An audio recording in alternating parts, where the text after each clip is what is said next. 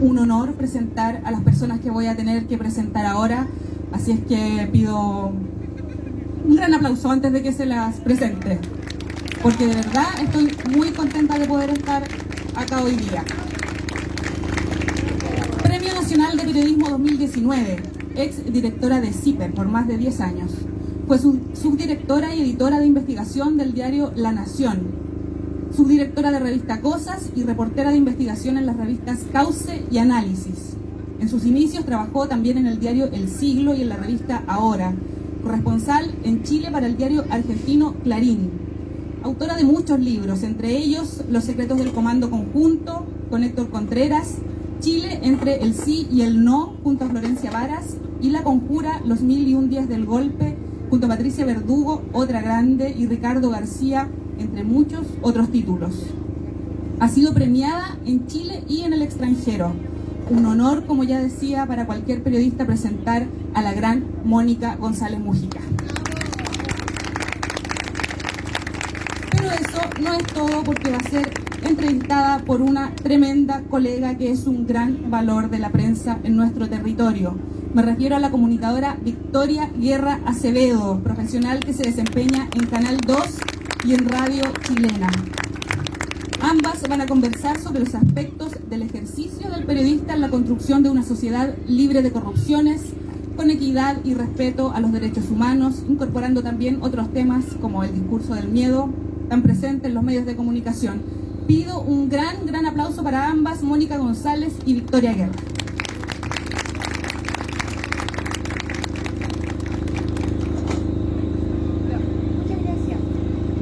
Gracias por la presentación. Yo creo que acá la protagonista es la invitada. Agradecer desde ya que se haya dado el tiempo de venir al primer puerto de Chile.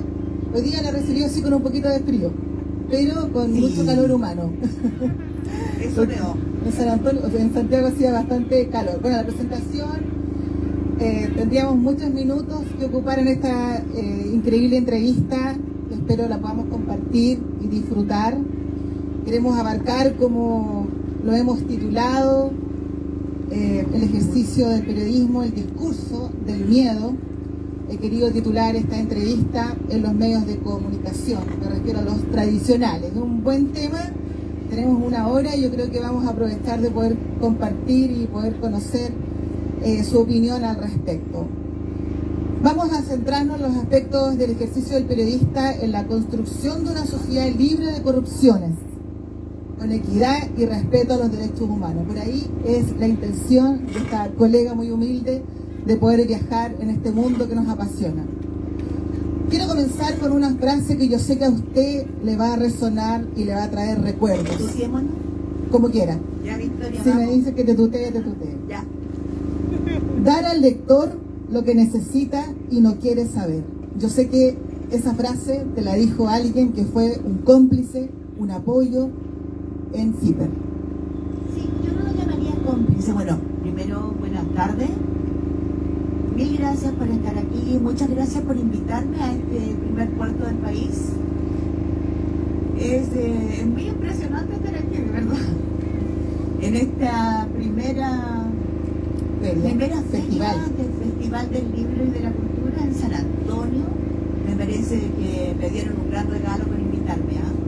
Así que muchas gracias. Y gracias a ti, Víctor. Sí, esa frase no es de un cómplice, es del hombre que hizo posible el nacimiento de CIPER. Porque si hablamos de combatir la corrupción, de combatir los miedos, hay una fábrica de construcción del miedo. CIPER ha sido clave en estos 15 años. Yo lo fundé, lo dirigí 13 años. Y estoy muy orgullosa. Tiene patitas grandes, vuela solo hoy día, con grandes periodistas. Y me lo dijo el empresario Álvaro Sayet. Pero no por CIPER, él lo dijo por el diario 7, que estaba antes, que dirigía antes de CIPER. Y él dijo: a mí me habían convencido que el éxito de un medio de comunicación era darle al lector lo que quiere saber. O sea, como un retail, como eso, ¿no? Sodimac, del señor Colman. Y ustedes me demostraron que no, que la clave es que ustedes cuenten lo que yo no quiero saber, pero necesito saber. Y bien contado. Eso lo dijo así tal cual, ¿no? Qué bueno que lo podamos recordar, porque en base a eso, desde octubre del 2019, donde fuimos testigos del estallido social, a tu juicio, ¿qué es lo que o qué tipo de información recibió la población de los medios de prensa tradicionales?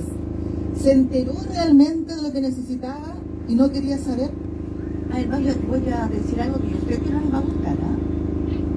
Pero yo creo que hoy día hablar de que no hay libertad de expresión es una falacia. Así es. Porque, digamos también las cosas como son, el Mercurio, la Tercera, no se venden casi nada. Hay una crisis de los medios tradicionales brutal. Pero la televisión sigue siendo un gran acompañamiento, pero tampoco tiene tanto rating. El gran medio es la radio. Y nunca se habla de la radio. ¿Se han fijado? Y la radio te acompaña, es un medio de servicio, te comunica a las regiones, te comunica a la gente. Ahora vamos al fondo de lo que tú acabas de decir. Cumple 100 años la radio, ¿Ah? este año. 100 años está cumpliendo la radio. Bueno, yo iba a decir eso y le damos muy poca pelota a pesar de que es el medio que tiene más poder. Y tiene poder, tiene empatía, tiene una capacidad de penetración, porque incluso cuando uno está haciendo el aseo, está cocinando, se está duchando, puede estar escuchando un mensaje que se te mete por cualquier lado. Y las radios también han tenido el mismo monopolio que los medios tradicionales. O sea, aquí son grupos grandes los propietarios de las radios. Entonces, al fondo yo creo que estamos padeciendo de un problema grave. Lo realmente importante nos pasa por aquí. Nos entretienen,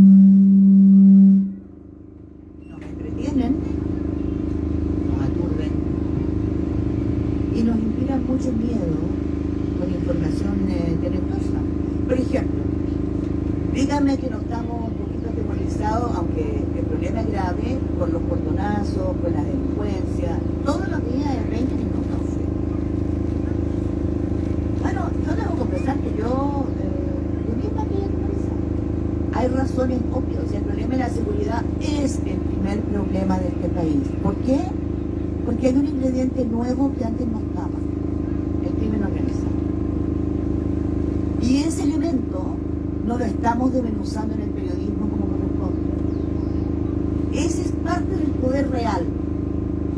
Miren, aquí está una de las grandes periodistas colombianas que yo admiro muchísimo allá atrás, María Teresa Rondero, que acaba de llegar y vino a acompañarme. Ella sabe bien lo que yo voy a decir, porque lo ha investigado, es una de las grandes periodistas de investigación.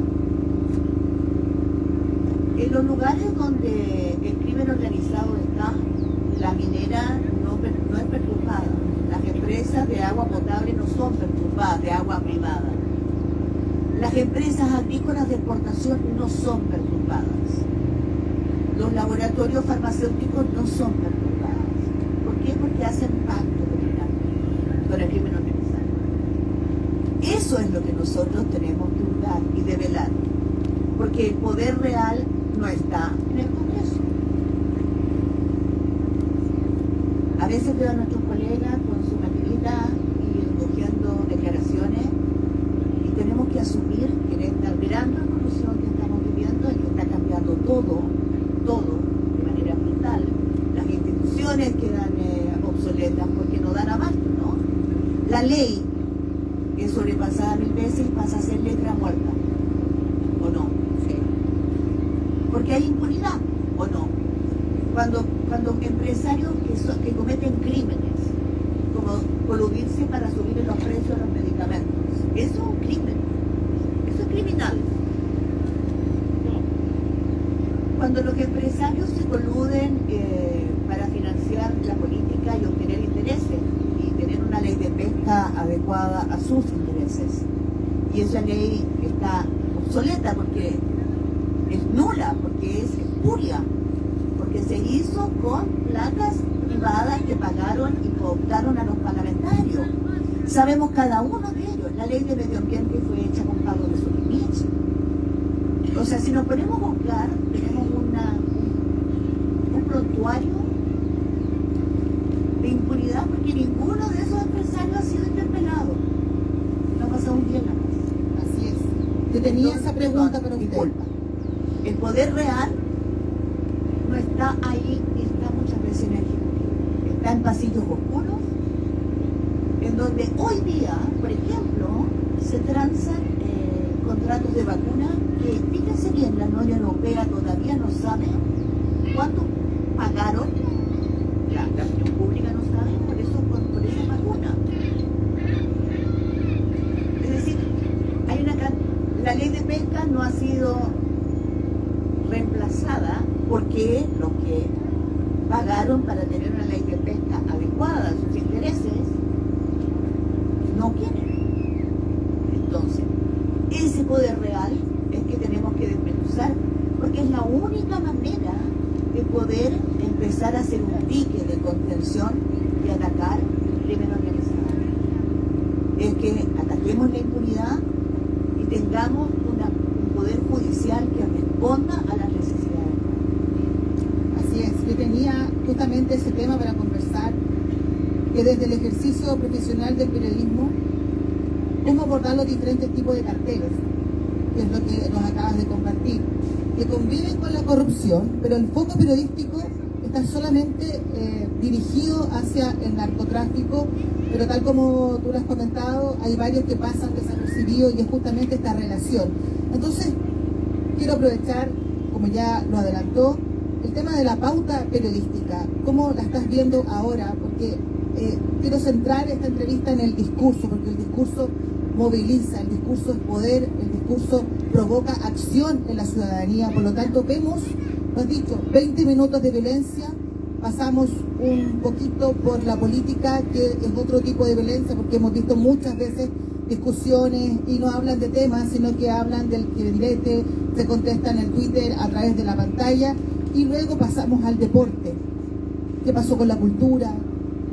¿Qué pasa en las pautas periodísticas hoy actualmente en la televisión? Y tal como lo dices, también pasan por las radios.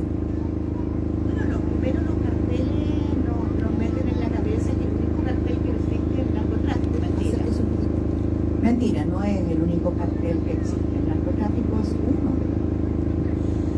Pero hoy día tenemos muchos carteles más. Por ejemplo, el de los laboratorios farmacéuticos. Por ejemplo, lo de la minera. En Perú funciona una minería ilegal que es depredadora del medio ambiente, pero quiero decirles algo muy, porque hay palabras que me empiezan a molestar. Democracia que no me gusta, porque la crisis de democracia nos quedó corta. Depredar no solamente es contaminar el medio ambiente, es contaminar el agua y expulsar a grandes o a muchas comunidades que vivían de sus cultivos y que tienen que irse porque se están muriendo. Las guerras que vienen son por agua. Nos están diciendo eso, nos están contando eso. Lo sabemos hace mucho rato. Entonces, siempre se dice que el periodismo tiene que revelar lo oculto, pero para que ustedes todos entiendan qué es lo oculto y cómo les afecta la vida. Porque no conseguimos nada, porque a última hora nos caiga encima, por ejemplo, la crisis de la inmigración. ¿Se pudo prevenir? Sí.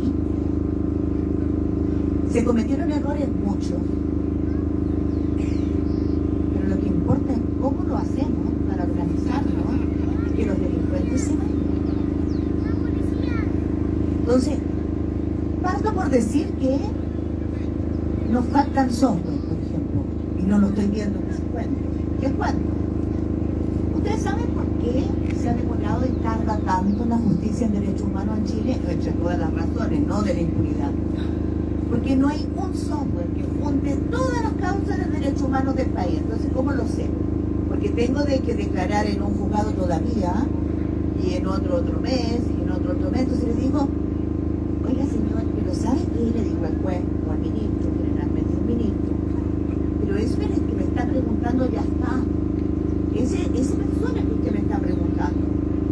Es como si a mí me preguntaran, ¿cómo supo, cómo se enteró que Manuel Contreras tomó el control del puerto de San Antonio en el golpe de Estado?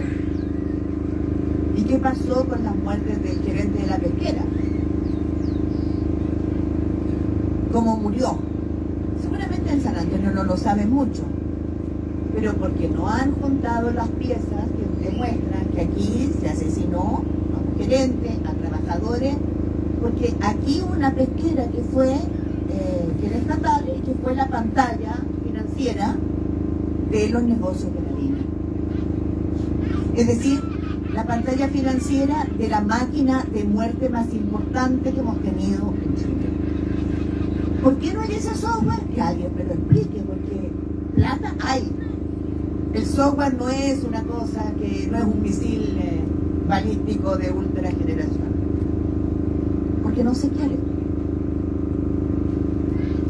Y ese software nos permitiría, si lo aplicamos a inmigración, tener respuestas inmediatas también para la silla rotativa que hay, ¿no? De que la persona entra y sale 2 días después, a pesar de que tenga 3 o 4 detenciones anteriores.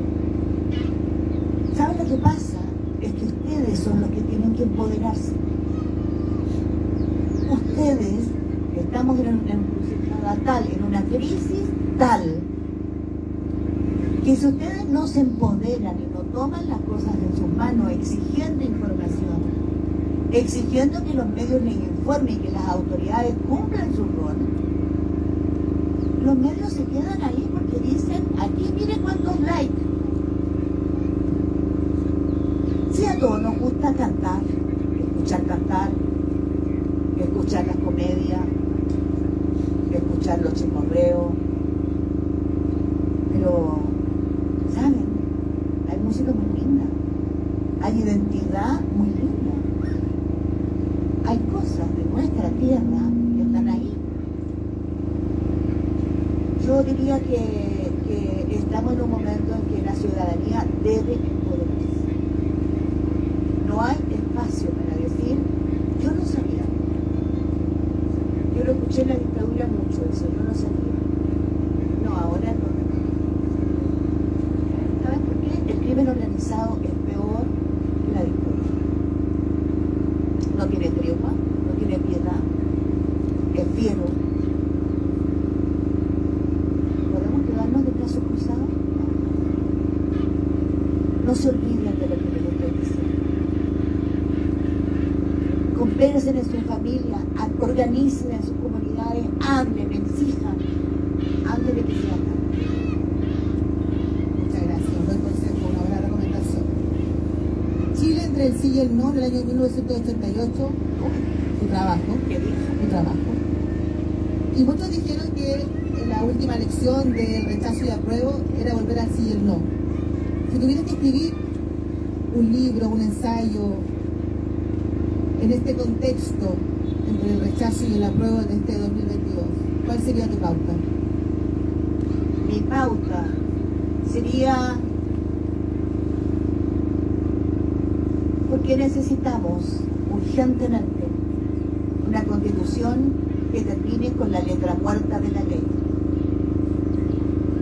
Que eso no se habla. Fíjense que les doy un ejemplo. Ustedes sabían que la constitución del 80 que creó, por supuesto, las AFP, las ISAPRE, pero también creó 2 módulos. Uno sacó a la educación, terminó con la educación pública porque la traspasó a las municipalidades, que son el foco mayor de corrupción en Chile, y se acabó la buena calidad. Yo me eduqué en un liceo con números a mucha honra, que era buenísimo. Y el otro rol fue creó aquí cualquier delincuente, no se necesita no tener prontuario para fundar un colegio o una universidad. Así es. Y delincuentes lo han hecho. Delincuentes con prontuario, sin prontuario, pero delincuentes. Y dice que las universidades son las únicas que no pueden lucrar. La risa, ¿no es cierto? Porque el modelo de negocio de las universidades, claro, entonces decían, aquí hay 6 personas que son personas de excelencia, por eso las hemos escogido para estar en el directorio de esta universidad. Mentira. Sí, pero lo que hizo fue rastrear todo el conservadores de bienes raíces y las notarías hasta encontrar que detrás de cada nombre en cada universidad privada había una cantidad de opciones. Bueno, las encontramos hace más de una década y ahí siguen las universidades privadas, fuertes, lucrando. Es lo mismo que pasa con las temporeras. Cuando la Dirección del Trabajo hace inspección, las empresas van trasladando, saben cuándo va a ir el inspector y van trasladando los varios químicos para diferenciar hombres y mujeres. Hay universidades que trasladan bibliotecas para la acreditación. Contratan buenos profesores para la acreditación, se las acreditaron, se despide a toda la gente buena y se vuelve a contratar a los más mediocres. Todos sabemos hoy día que se compran papers. El escándalo de la educación nos va a reventar encima. Pero la ley dice que es delito, pero no dice qué es delito. ¿Cómo se comete el delito? Por eso no se puede combatir. No dice qué es lucro, quién combate el lucro, quién lo fiscaliza y cómo se pena. Por lo tanto, lo que dice la Constitución es letra muerta. Letra muerta como esa hay muchas más. Por eso necesitamos una nueva Constitución. Me da lo mismo derecha, izquierda, me da lo mismo. Lo que necesitamos es una Constitución que ponga el marco real, si no estamos en una selva. Y en la selva el único que gana, insisto, es el crimen organizado, que no es narcotráfico. Acuérdense, no. Hoy día es contrabando, trata de personas, tráfico de armas, robo de madera en el sur. Esos son carteles. Yo les diría que cuando hay colusión de alimentos, de productos esenciales, son carteles. Aquí ha habido carteles de medicamentos, carteles de papel sanitario, carteles de precios de buses. ¿Por qué? Porque asistimos a una cartelización de la economía. Eso no lo ven en los medios. Y por lo tanto ustedes no están alertas, no pueden reaccionar. ¿Saben la importancia del periodismo hoy día? Esa es. Salva vidas, porque la corrupción mata. La ignorancia mata. Por eso tienen que ir a la cárcel. Pero desgraciadamente hemos sido tan laxos con la corrupción, como si no nos afectara. Y nos afecta tanto, que estamos hoy día en una crisis que no sabemos cómo vamos a hacer. Quiero llevar al tema de la pobreza en Chile. Yo sé que tienes una mirada bastante crítica sobre eso, que conoces la pobreza en Chile. Por lo tanto, desde el punto de vista de los medios, de nosotros, de los colegas que quizás están acá, ¿cómo estamos abordando el concepto de la pobreza? Porque nos encontramos que parecer este espíritu de superación se está cruzando con el consumismo que también está en los medios de prensa, que todos los días somos parte de eso. Porque en algunas casas hay más Smart TV que libros. Hay más acceso mucho más fácil a las redes sociales. Nos divertimos mucho más rápido con los reels, estos videos que están en Instagram, que la universidad. El discurso publicitario parece que se ha instalado en las plataformas virtuales y ha empoderado el tener más que el saber. Y ahí nos encontramos entonces con esto de la pobreza. ¿Qué tipo de pobreza es la que está viviendo aquí? Bueno, no es un problema solo de Chile, ¿no? Primero hay que poner el marco. Llevamos 2 años y medio de pandemia, una pandemia que no conocíamos y ojo, no hemos salido, no ha terminado, puede tener variantes muy peligrosas, pero evidentemente había necesidad, había necesidad de terminar con estas mascarillas y tener medidas para poder reactivar muchas actividades. Lo increíble es que después, fíjense bien, todos los estudios de la CEPAL, del Banco Mundial, de la OCDE,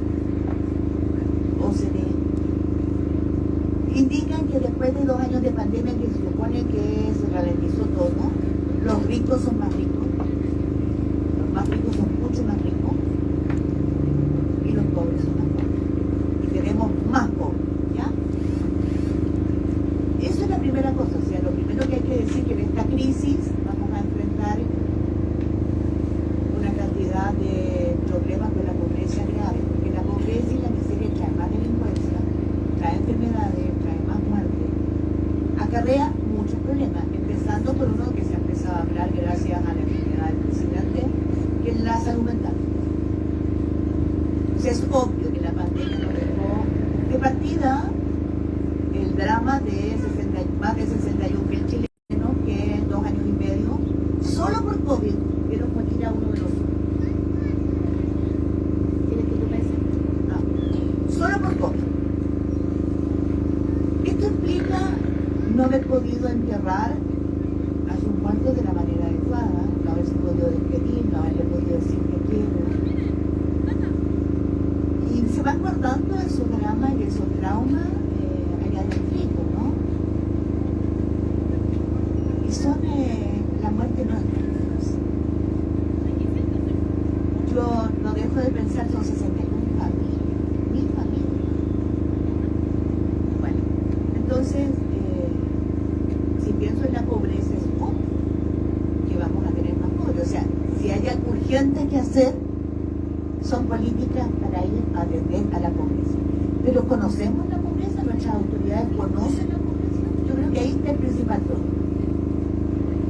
Hay una fractura entre la calle, lo que le pasa a la gente, porque no es una sola calle, ¿se han fijado? No, son varias. Ni que hablar hoy día de la cantidad de campamentos, y ni siquiera los campamentos, la cantidad de carpas que proliferan por doquier, con niñitos chicos.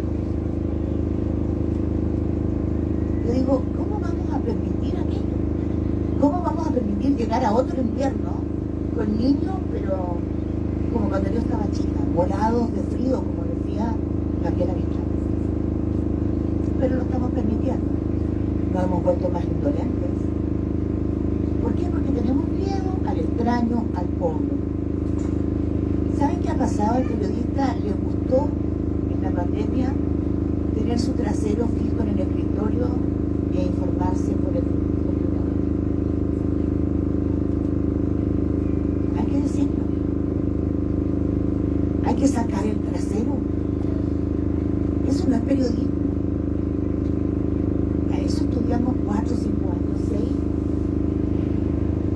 Hay que salir a contar, primero a buscar y decir, este grupo de aquí nunca ha sido censado de verdad, ni hay ninguna encuesta de la pobreza que la pueda ver, porque los encuestadores no están yendo hace 2 años y medio a terreno. Entonces de repente abren una puerta y salen 60 personas de una casa que está repartida por tabiques en piezas que después se incendian, ¿no? ¿No la vieron? No, no la vimos. No la quisimos. Es urgente. Es urgente entender que basta de tabú con el padre ausente. En este país, las mujeres jefas de hogar que sacan adelante a sus críos son el 80% de los hogares vulnerables, pobres. ¿Quién las ayuda? ¿Dónde están? Necesitan urgente ayuda. Y voy a decir una cosa que tampoco puede que les guste a alguna. Fíjense que esas mujeres ni siquiera necesitan mucho saber del aborto. Porque para hacer el amor se requiere tener tiempo y disponibilidad. Y para muchas de esas mujeres, hacer el amor es un lujo. Un lujo. Hacen turnos, 2 turnos de limpieza para poder llevar a su casa y sacar adelante críos que están solos la mayoría mayor parte del tiempo. La pobreza ha dejado a nuestros hijos de las poblaciones en manos de las bandas del crimen organizado. Si no lo queremos ver, es que estamos muy deshumanizados. Eso es pobreza, pero no la estamos contando, porque los periodistas están con el trasero, con el potito en la silla, porque también hay susto de la población, en este clima tan tóxico que se ha vuelto. Agreden a la televisión, agreden a los periodistas, porque la gente desconfía de todo, tiene rabia. Sí, hay rabia, hay ira, hay desconfianza y hay miedo. Pero ¿saben qué? Hay esperanza. Sí. Tú me estás mirando con esos ojitos y te diría que ustedes, los jóvenes, hay mucha esperanza. Porque ustedes, con otros adultos que también la amasen esa ira, pueden convertir esta ira en una hermosa, gran herramienta para transformar esto en políticas públicas. Antes de que estalle, antes de que haya más delincuencia, de que haya más muertes. Una buena noticia. Hay más de 1.550 nuevos medios digitales en América Latina, incluyendo Chile. Ganan poco, y yo creo que hay que entender y hay que decirlo en voz alta, que el sueldo es garantía de independencia. El que gana mucho y que busca mucho estar con el poder termina siendo elite, pero estamos contentos, ¿no? Y cuando te conviertes en elite, la fractura está instalada. ¿Te gustó? No quieres salir de ahí. Entonces dices, no, yo fiscalizo el poder, la piensa. Los medios van a tener que empezar a transparentar sus sueldos, sus financiamientos, porque ustedes tienen que exigirlo. Y yo creo que en esos medios digitales nuevos, en donde se gana menos, hay mucha calidad, hay gran transparencia, hay un flujo de información poderosísima. Y saben que la mayoría está dirigido por mujeres. Y con mujeres reporteras. Por ejemplo, el mejor periodismo en Venezuela se hace desde Venezuela con medios digitales encabezados por mujeres. Y olvídense el coraje que tienen para mostrar la corrupción y el después de ese país. Es muy lindo. Entonces sí, hay esperanza. Hay esperanza porque el periodismo, y eso hay que asumirlo, es el cordón umbilical que le va quedando a la población en medio de esta crisis para tratar de saber lo más posible de lo que ocurre allá afuera. Así es. Bueno, para tu tranquilidad, este periodista está en terreno. No está... Fíjate que me di cuenta por los ojos, porque no bajaste los ojos. No dijo aquí, chuta, me pillaron. No, este periodista sí está en terreno y con mucho orgullo también de Canal 2, que cumple este mes 27 años, porque el periodismo regional y provincial también es parte de la historia de este lugar, sobre todo hemos sido testigos de tantas crisis y tantas también alegrías. Entonces hagamos un recuerdo y digamos que el 1 de mayo fue asesinada no por comerciantes ambulantes, por miembros del crimen organizado que se ocupa del contrabando, la periodista Francisca Sandoval, del canal La Victoria. No tenemos justicia, no sabemos quién la mató, no vemos al colegio de periodistas ni a nadie exigiendo justicia. Bueno, hagámoslo nosotros. Francisca era de un canal de esos que dicen, a mí me da risa, alternativos. ¿De dónde? Yo nunca he permitido que me pongan un insectario con alternativo, que nací aquí, soy parte del sistema, lucho por un sistema mejor.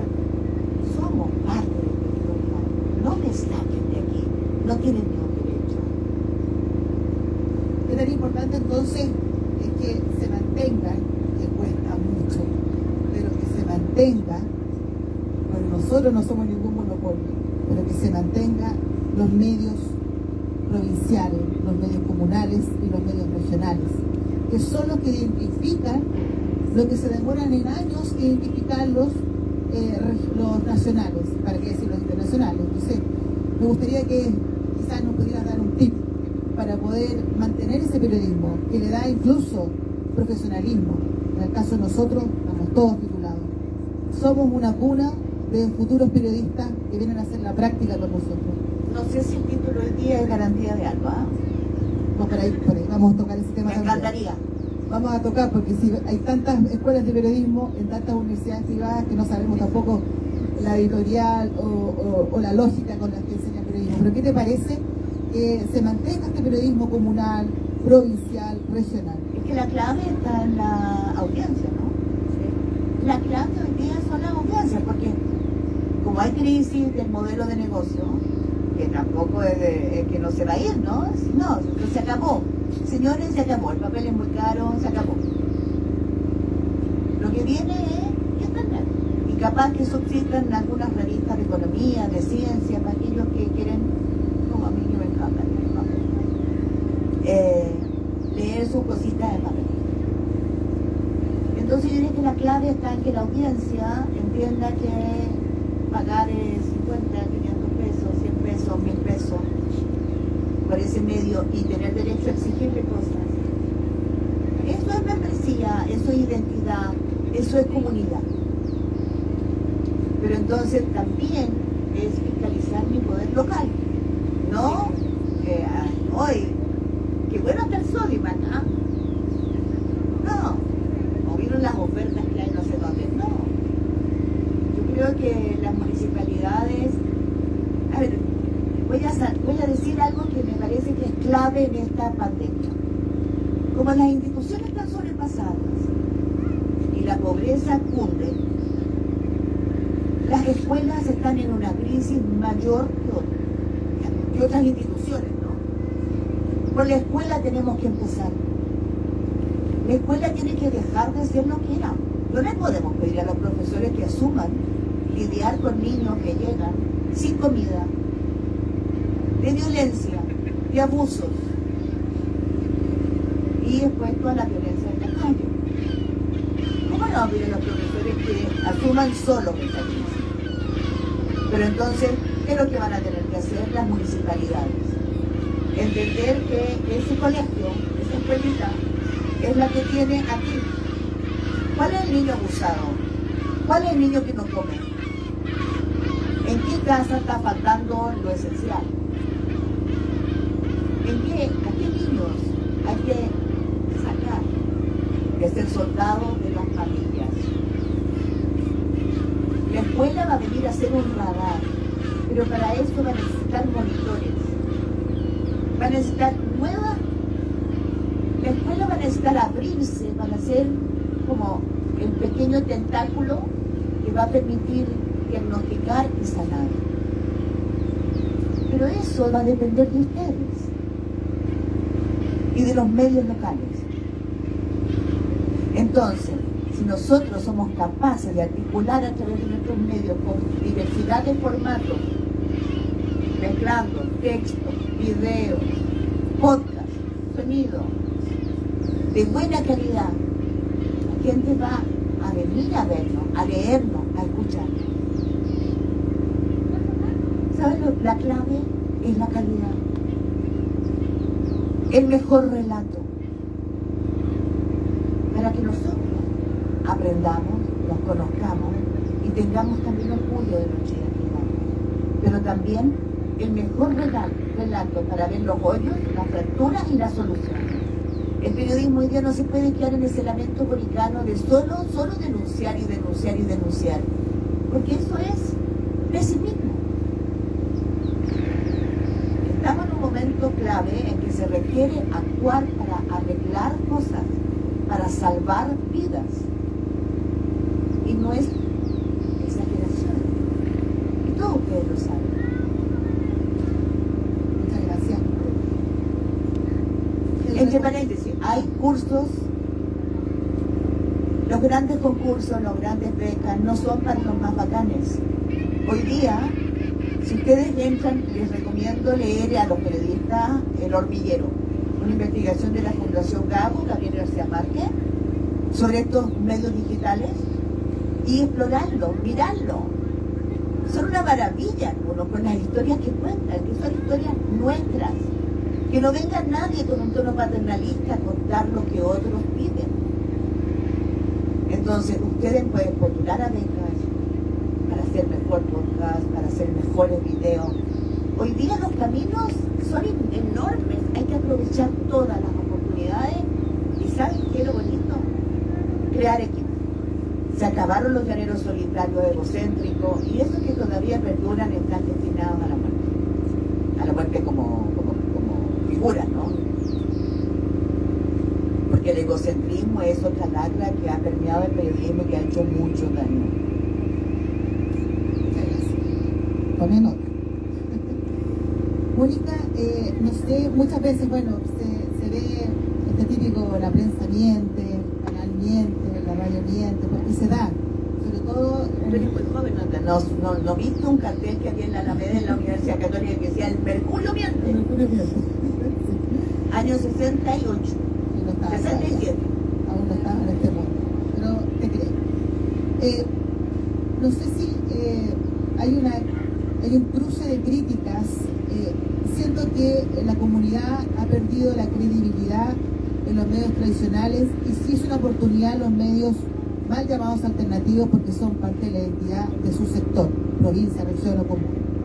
Por lo tanto ha surgido este periodismo ciudadano. Con un teléfono puedes grabar, sacar puya, subirlo a una página de Facebook e incluso Facebook te da la posibilidad de colocar medios de comunicación. Pero ahí algo pasa porque me da la impresión que mucho más rápido la población cree en este reportero ciudadano, pero también lo hemos visto, la cantidad de falsas noticias, pero se capta mucho más rápido la atención de la población.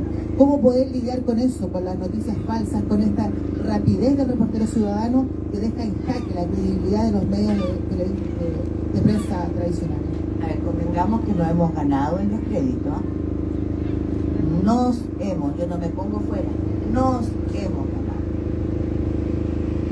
Y perdóname Victoria, yo no llamo a eso periodismo. Yo repito lo que dice la gente. El periodismo es Yo, otra cosa. el periodismo es otra Pero el cosa, periodismo hay que diferenciarlo. Hay buen periodismo y mal periodismo. O sea, ¿por qué íbamos a seguir hablando de periodismo, del periodismo que miente? Y las mentiras están en todos los lados, ¿eh? Entonces yo diría, la primera mentira, o no la primera, pero una de esas, es que yo no me identifico si soy activista. Y un medio activista. Yo tengo mucho respeto por los medios activistas. Pero yo soy periodista a secas. Y a mucha honra. ¿Por qué? Porque el activismo es otra cosa. El activismo de causas, el activismo es fantástico por esas causas, pero no se dedica ni a fiscalizar el poder. Y el periodismo está hecho para mostrar... A ver, sin periodismo de investigación, yo lo quiero decir así, de derechamente no existe el periodismo. Porque el otro ¿cuál es el periodismo? Y periodismo de investigación puede hacerlo cualquiera, el que incluso cuenta un accidente. ¿Se han fijado ustedes? Yo siempre cito este caso porque me da risa. De repente en la televisión aparece un accidente en una calle que está llena de hoyo y llena de ramas que tapan la señalidad. Entonces, pero hay una vieja ahí, como yo,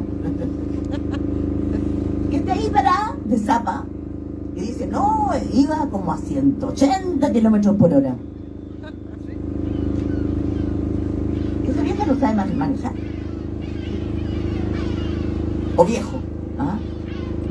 ¿Y cómo supo que iba a 180 kilómetros? Pero no ve los hoyos, los problemas que provocan que en esa esquina, que en esa cuadra haya problemas. Nos hablan de los problemas de origen de la delincuencia, pero no están diciendo que lo ocasionan. No nos están diciendo que, por ejemplo, en algunas poblaciones el Estado echó pie atrás. No hay banco, no hay ninguna oficina estatal de ninguna institución, no llegan los que van a tomar la luz ni los que van a tomar el agua, y nadie que despache algo llegan a esas cuadras. ¿Por qué? Porque se lo tomó el crimen organizado, las pandillas. En CIPE del año 2009 hicimos la primera investigación de zonas ocupadas. En Santiago había ya en 2009 750.000 personas viviendo en zonas manejadas por el narcotráfico. Desde entonces no se ha hecho mucho, ¿no? Pero la cifra cumplió. Son más de 2,5 millones hoy día. Solo en la región metropolitana. Entonces, nosotros enfrentamos un poder real que es una industria de noticias falsas, y una industria de defensa de la riqueza. Por eso, a propósito de esa industria en la que trabajan los periodistas mejor pagados de la plaza, en las famosas empresas de comunicación de imagen, no sabemos quién es el poder real. Por ejemplo, les voy a dar un ejemplo de cómo se desvirtúa la realidad. Fíjense en la famosa macrozona sur, como que le dicen, que es como para mí zona de guerra. Yo creo que por allá vamos. El gran negocio es el robo de la madera. ¿Así? El gran negocio. Bueno, yo no sé si algunos de ustedes saben, pero el año pasado yo hice una investigación en toda esa zona, entré a Temucuicui, entrevisté a gente en Temucuicui y recorrí la zona. Y una de las cosas que me di cuenta de inmediato es que tú puedes diferenciar inmediatamente un camión con leña robada y un camión, o sea, con madera robada, perdón, de un camión con la madera que va al puerto ordenadita, listo, ustedes están al ladito, esos camiones van ordenaditos y los otros van hasta arriba. Casi se caen los troncos. Y uno dice, y en todos estos años, si resulta que hay más de 15 camiones diarios que transitan por estas rutas con madera robada, ¿cómo no los descubrieron? ¿Cómo no había ningún preso? Raro, ¿no? Ya. Es cosa de quedarse un rato en la ruta y decir, ese va con madera robada, ese. Seguirlo y contratarlo. Tan simple como eso, ¿eh? Seguir la ruta, claro, una ruta era seguirlo, todos van hacia el puerto. Porque la madera no se queda acá, va al puerto de exportación. Y la otra era seguir hacia atrás. ¿De dónde vienen? A poder saber cuánto pagan. Son 180 millones de dólares al año. Se calcula el negocio. Pero fíjense bien, es el siguiente cruce. Si todos los días tenemos atentados graves, ¿no es cierto? Porque se queman 60 camiones de la forestal, 60 camiones, aserradero, máquinas, autos, ¿cuánto hay? Eso es mucha pérdida. Que alguien me explique entonces por qué en 2021 la industria forestal del grupo Angelini y del grupo Mate ganaron más de 800% más, 800% más que el 2020. ¿No habían escuchado esto, no? ¿No les parece que es raro? Sí. Algo no cuadra. Pero así nomás es, o sea, yo saqué las cifras de las memorias. Si han ganado más plata que nunca en la historia, a pesar del robo de madera, de los atentados y de los robos, todo lo que sabemos todos los días, que alguien me lo explique. ¿Cómo están lavando el dinero? Entonces, la industria funciona de dos maneras: difundiendo noticias falsas y ocultando, que esta es la parte más interesante, omitiendo información relevante para que entendamos lo que ocurre. ocurre. Es lo que yo les decía con las vacunas. Han traficado en América Latina con las vacunas, nos han hecho competir por vacunas que salvan vidas. Eso no podría volver a pasar. Si el derecho a la vida está garantizado en las constituciones como corresponde, no debiera volver a pasar. Y no debemos aceptar tener letras chicas y que nos oculten lo que hemos pagado por los contratos y por cada vacuna. Es lo mismo que los financiamientos, los presupuestos. Ahora acaban de darlo. Van a ir desglosándose hacia abajo. Yo espero que este medio de Victoria haga el desglose y nos diga, por ejemplo, al final del año, esto es lo que anunciaron para educación, para los CEFAM, para el arreglo de calles,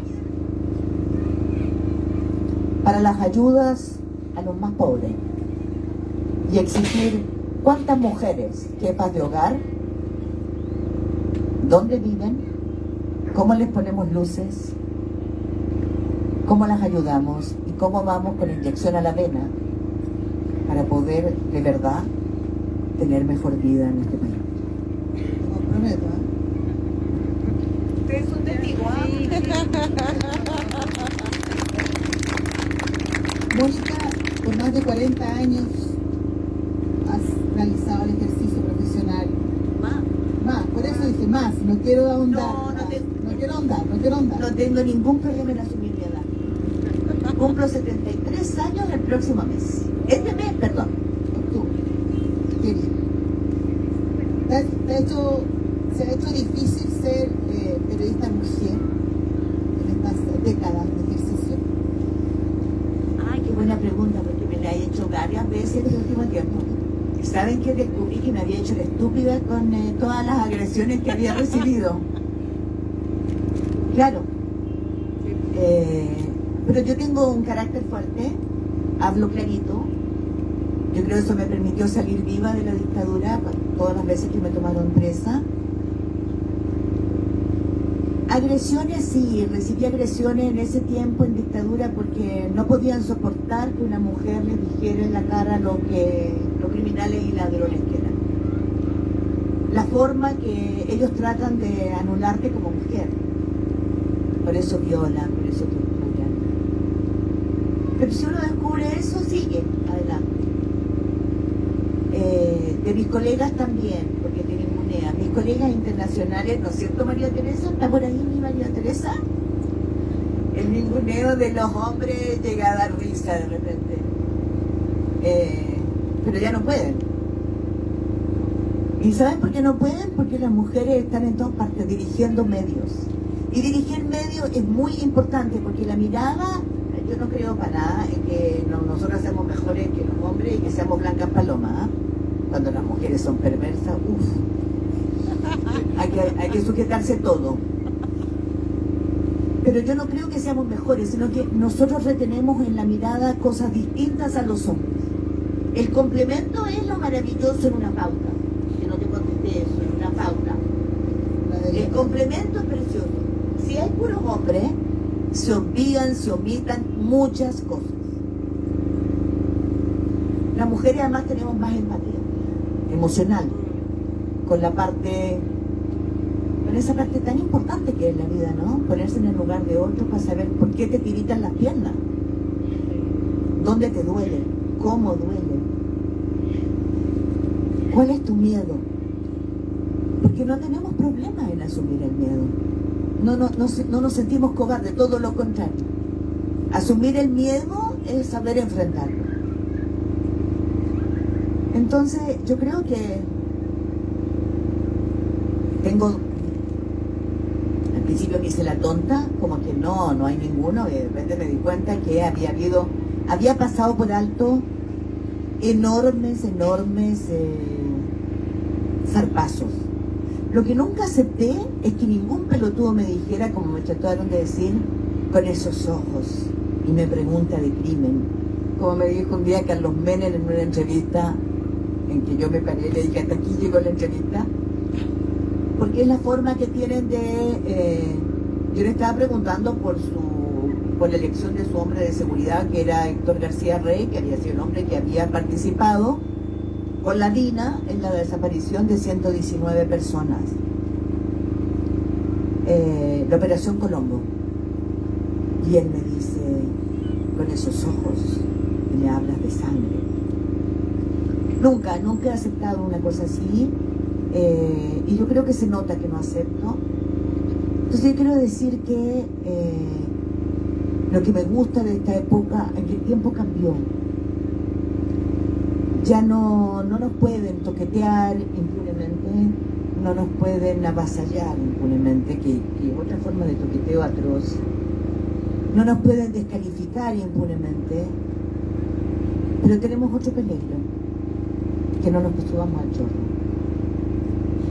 Y de repente yo veo mujeres haciendo acusaciones que provocan mucho daño y que no son verdad. Claro, algunos dicen es el precio por tantos años de impunidad y de agravio. No estoy de acuerdo. Hay que luchar contra eso. Hay que luchar como sea contra eso. Muchas gracias. Tengo la lista, no sé si se me escapa uno, pero son cerca de 12 premios que has recibido durante tu trayectoria. ¿Cuál destacarías?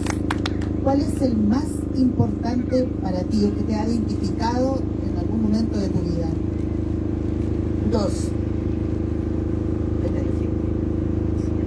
El Premio Mundial de la Libertad de Prensa. Bueno, de partida quiero decir que yo nunca me he presentado a ningún premio porque no creo en eso. Yo me eduqué en una escuela en que uno no se presenta, te escogen. Eso es de la UNESCO, del 2010. El de la UNESCO, pero es el único premio de la libertad mundial de prensa. Y yo sentí, yo me acuerdo que no me lo celebraron nada, nadie me mandó ni siquiera un ramo de flores. Pero yo sentí que había valido la pena lo que había hecho en mi causa. Después me he arrepentido porque muchas veces sentí que no valía de nada la pena, pero ese día lo sentí. Y el segundo es el premio a la excelencia de la Fundación García Márquez, porque lo recibí de las manos de un hombre que yo respeto, admiro y agradeceré hasta mi muerte, que es Gabriel García Márquez.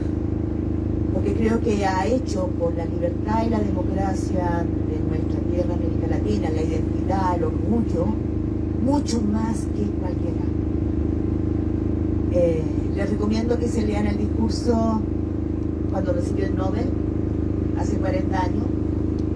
Es una pieza maravillosa.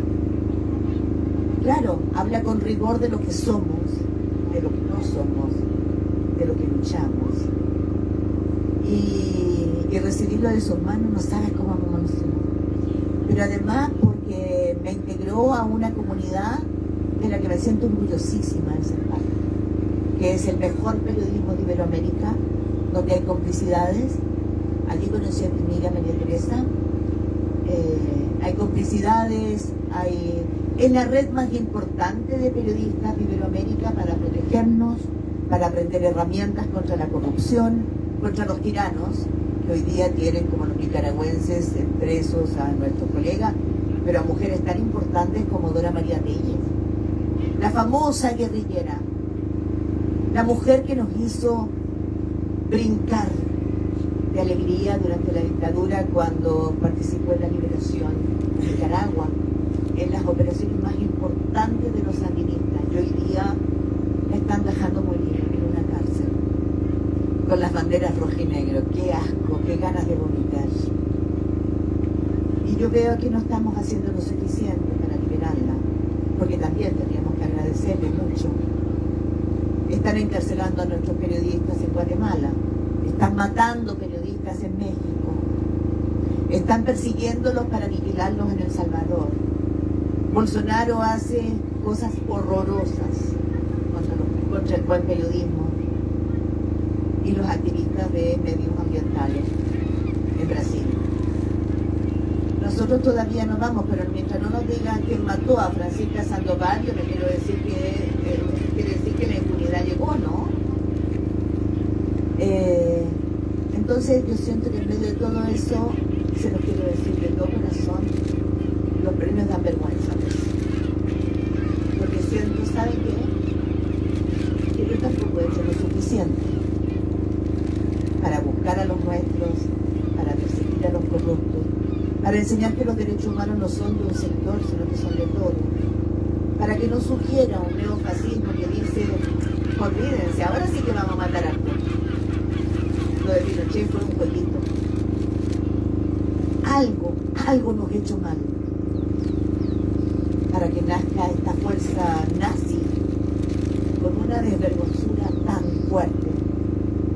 Bueno, yo no miré nunca de aquí.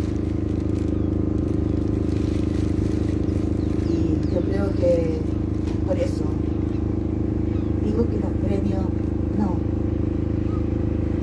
Los premios sirven para, no nos tengo exhibidos ni me gusta, pero sí una gratificación personal, a veces con mis hijas, con mis nietos y nada más. De hecho, en el 78 creo que volviste a Chile. Tuviste que una gran decisión, te podrías haber quedado en Francia y volviste a Chile. Qué horror. Bueno, tengo una pregunta que no puedo dejar de consultar. La dejé al último porque después tienes un espacio para poder conversar también con quienes nos acompañan a pesar de este frío en esta tarde, pero con una lista maravillosa. No, hay que darle las gracias de que hayan venido. Estamos todos entumidos, ¿no? Con la defensa del ejercicio del periodismo, pero hemos visto a veces muchos periodistas que pasan la línea y se convierten en políticos. Sí, claro. Por lo tanto, ahí dejan de ser periodistas. ¿Y tú me has visto a mí? ¿Me has visto alguna vez? Por eso que le pregunto. Perdón, te pregunto. ¿Alguien ha visto que yo haya recibido un cheque de la moneda de cualquier gobierno? Nunca. Por eso soy periodista y a secas. Porque escogí esto y quiero mantenerme en esto. Porque tengo un deber con los que ya no están. Con los que me dieron fuerza, alimento, con los que lo mejor de una generación que nos mataron. No, yo no creo que después vuelvan a ser periodistas. ¿Saben por qué? Porque en el Congreso ha habido mucha corrupción. Cuénteme a alguien, ¿cómo no vieron que el gerente de Corpesca estaba sentado en la sala de sesiones haciendo la ley de pesca? ¿Me van a decir que no lo vieron? No. ¿No vieron que la ley de medio ambiente, la ley de salud, les dice, pero los medidores inteligentes nos perjudicaban? ¿Cómo no lo vieron? No. Yo quiero quedarme aquí. Este es mi nicho, esta es mi identidad, me costó. Yo pertenecí a un partido político y no reniego de eso, aprendí cosas maravillosas. Pero creo que esto te da la libertad de nunca tener una cortapisa para decir, ese robo lo hizo fulano, fulana, y estas son las consecuencias que provocó. Yo no le debo, no tengo que rendirle cuentas a ningún partido político. No soy castrada, mi ovario y mi útero, no lo tengo. Pero la verdad es que no tengo nada de castrada. Yo tengo mis ideas, por supuesto. Pero a la hora de investigar, a la hora de escribir, o cuando estoy en la televisión, o he estado en la televisión, lo que prima es el servicio público, es la audiencia, es mi deber de presentarme y volver a presentarme mirando a los ojos y con la cara limpia. No creo en las sillas musicales, no creo que alguien se fue a la política vuelva. Y yo creo que voy a ir un paso más. No creo que la gente que vaya a hacer relaciones públicas y trabaje en empresas de comunicaciones sea periodista, pero nosotros seguimos aceptando y los periodistas seguimos aceptando que se digan periodistas. Eso no puede seguir siendo. Ustedes se dan cuenta del monstruo que estamos creando. Estamos luchando contra una industria de noticias falsas. Es una industria. Bolsonaro, el Brexit, hay estudios, hay científicos que lo han dicho. Hay estudios importantísimos que te demuestran. Bolsonaro, por ejemplo, ganó la última elección con 4 empresarios pusieron $1 millón de investigación de una colega de Oglobo es, ¿no, María Teresa? Que identificó esa empresa 4 millones, o sea, $1 millón, la propina de cada uno de ellos. infectaron las redes sociales. ¿Por qué? Porque todos ustedes dejan huella. Entonces saben lo que queremos, lo que no queremos, cuando hicimos el amor, cuando no, porque estamos enojados, qué nos gusta y qué no nos gusta, qué negocios vamos, cuánto debemos, con quiénes peleamos, qué medicamentos tomamos. Saben todo. Nos dan los mensajes justos que necesitamos. ¿Para qué? Para enrabiarnos, para creer que un tipo es honesto. Entonces contra eso estamos luchando, con una gran maquinaria. Tenemos que exigir transparencia y credibilidad a los periodistas. Son su alimento. Muchas gracias por la entrevista y asumimos este desafío de finalizar nuestro ejercicio. Ha sido un honor compartir contigo esta mesa y te dejo porque ahí la presentadora, la directora de la biblioteca va a dar espacio para que puedas compartir también con quienes se han dado el tiempo de acompañarte. Muchas gracias. No, Victoria, yo te agradezco a ti y ha sido también muy grato la conversación. Muy amable, muchas gracias.